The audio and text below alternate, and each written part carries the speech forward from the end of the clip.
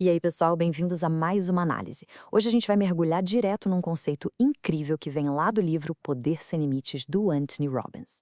Olha só, a ideia central aqui é a seguinte: para dominar a nossa mente, a gente precisa parar de tocar aquele disco arranhado de lembranças traumáticas e aprender a reprogramar o cérebro de forma totalmente consciente. E é sobre isso que a gente vai falar hoje, porque, no fim das contas, a forma como a gente organiza os nossos pensamentos dita literalmente a nossa experiência de vida. Bora começar? O material nos traz uma metáfora visual que eu particularmente acho brilhante. Pensa que nós guardamos todas as nossas experiências de vida no cérebro exatamente como aqueles discos de vinil velhos, esperando numa jukebox, sabe? É bem por aí. Nossas memórias e emoções são como faixas de áudio. Elas ficam ali, quietinhas, só esperando alguém apertar o botão certo para começar a tocar. E aí chegamos nessa citação fantástica que diz que nada tem poder sobre nós a não ser aquilo que a gente mesmo permite pelos nossos pensamentos. É uma sacada muito poderosa, né? Porque, na prática, quando alguma coisa no nosso ambiente aperta o botão daquela música triste na nossa cabeça, nós temos sim o poder absoluto de intervir. A gente pode simplesmente chegar lá e escolher uma faixa diferente, uma música que nos dê força e energia de verdade. Mas antes da gente sair trocando os discos, precisamos entender uma coisa muito importante sobre o perigo de ficar revivendo traumas do passado. Porque cá entre nós, simplesmente dar o play nesses discos dolorosos várias e várias vezes pode ser, na verdade, a pior estratégia possível se a gente está buscando a cura. Muitos métodos tradicionais de terapia trabalham com a ideia de que as coisas ruins que passamos se acumulam dentro da gente como se fosse uma panela de pressão. E aí, segundo esses modelos, para encontrar algum alívio, a pessoa teria que voltar no tempo e reviver todinhos aqueles eventos traumáticos ou abusos emocionais só para deixar essa pressão vazar. Só que o modelo da programação neurolinguística, a famosa PNL, vai totalmente na contramão dessa ideia de ficar desenterrando lixo mental. A PNL defende que ficar revisitando esses estados de dor profunda não liberta ninguém. Pelo contrário, ficar tocando essa mesma música triste só reforça esse padrão limitante e improdutivo no nosso cérebro. E o ponto-chave de tudo isso é o seguinte: reviver um trauma repetidamente, literalmente, treina o nosso cérebro para acessar essa dor e essas limitações com muito mais facilidade no futuro. Então, em vez de dissolver o problema, a gente acaba fortalecendo os caminhos neurais do sofrimento. É como se a gente estivesse transformando a negatividade num padrão quase automático. Ninguém quer isso, certo? Então, o que a gente faz? É aqui que entra a ideia fantástica de mudar as nossas representações internas. Em vez de ficar sofrendo com o que aconteceu lá atrás no passado, a PNL foca puramente em como o nosso cérebro está estruturando essas memórias agora, no presente. Porque as memórias não são blocos de concreto que a gente não pode mexer. Elas são moldadas pelo que a PNL chama de submodalidades. Pensa nisso como daqueles painéis de edição de vídeo, sabe? A gente tem botões visuais, para ajustar o brilho e o tamanho da imagem, botões auditivos, para aumentar ou diminuir o volume daquela voz chata na cabeça, e até botões sinestésicos, que alteram a temperatura, a textura ou até o peso físico de um sentimento. Para a gente ter uma ideia do impacto gigantesco disso, o texto usa um exemplo muito claro sobre a depressão. Olha só que loucura! Uma pessoa com depressão crônica, sem nem perceber, geralmente estrutura as memórias ruins como imagens gigantes, barulhentas e muito, muito perto do rosto. E as memórias felizes? Ah, essas ficam lá longe, bem pequenininhas, finas como papel. Ou seja, a própria estrutura interna da mente dessa pessoa está totalmente montada para favorecer o desespero. Mas calma, que tem solução. Para tirar o poder dessa memória ruim, a gente precisa agir literalmente como um diretor de cinema na nossa própria cabeça.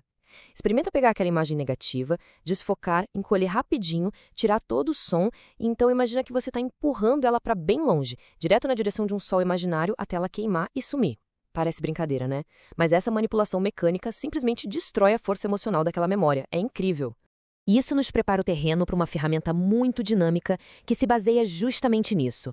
Com base nesse controle consciente dos botões do cérebro, existe esse exercício mental chamado padrão Swish.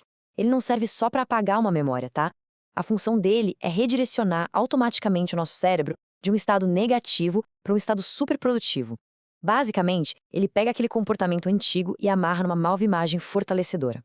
A grande sacada aqui é que aquele gatilho, que antes de fazer ter um mau hábito, passa a ser o exato botão automático que aciona sua nova versão. É genial. O passo a passo é até bem simples, mas você precisa colocar um pouco de energia nisso. Você começa visualizando uma imagem bem pequena e escura daquele seu comportamento indesejado. Aí, no mesmo instante, você cria uma imagem gigante e brilhante de você do jeito que você quer ser, e faz essa imagem nova estourar e esmagar a velha, falando em voz alta com bastante vontade, whoosh. Sério, isso faz toda a diferença. Mas o segredo de ouro para isso dar certo é a velocidade e a repetição. Você tem que fazer essa substituição explosiva umas 5 ou 6 vezes, e o mais rápido que conseguir. Essa alta velocidade manda um sinal direto para o seu cérebro de que é hora de reconfigurar os circuitos na mesma hora. E isso quebra de vez o estado antigo e instala um novo comportamento quase que instantaneamente. Agora, se a gente quiser dominar a mente num nível ainda maior, precisamos entender 2 filtros super importantes. Além de mudar um hábito ou outro, o domínio real da mente exige entender os nossos filtros de percepção. A associação é quando a gente está totalmente imerso numa experiência, vivendo aquilo intensamente em primeira pessoa, sabe? Já a dissociação é quando a gente dá um passo para trás, mentalmente falando, e olha para a situação como se a gente estivesse de fora, assistindo a um filme nosso, de uma distância bem segura e objetiva. Olha um exemplo que todo mundo aqui vai entender muito bem. Apaixonar-se. Se apaixonar é o clássico exemplo de associação pesada. Quando a gente está apaixonado, a gente fica 100% imerso e maravilhado com as qualidades da pessoa. E, ao mesmo tempo, de forma muito natural, a gente se dissocia completamente dos defeitos dela. A gente simplesmente fica cego para qualquer problema, não é verdade? Mas sabe quando as coisas começam a desandar? É justamente quando ocorre uma inversão nesses filtros. Com o passar do tempo, muitos casais começam a se associar profundamente com as brigas e as manias irritantes do parceiro. E adivinha, eles passam a se dissociar das memórias boas e das alegrias que viviam juntos. Eles começam a ver as coisas boas cada vez mais de longe.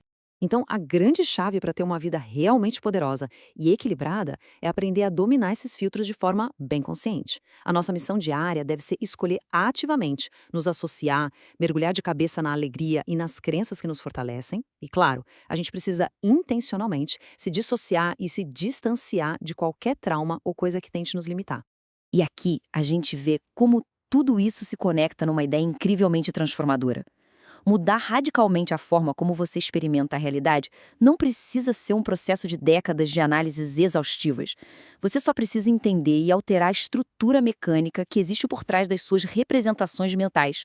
É mudar a imagem para mudar a sensação. Bom, para a gente fechar nossa análise com chave de ouro, eu deixo essa reflexão final para vocês. Se o nosso cérebro é, no fundo, uma máquina fantástica só esperando por instruções, e a nossa mente funciona como uma jukebox super programável, quem é que está escolhendo a música que vai tocar na sua cabeça hoje? Pensem nisso. Muito obrigada por nos acompanhar nessa imersão e a gente se vê na próxima.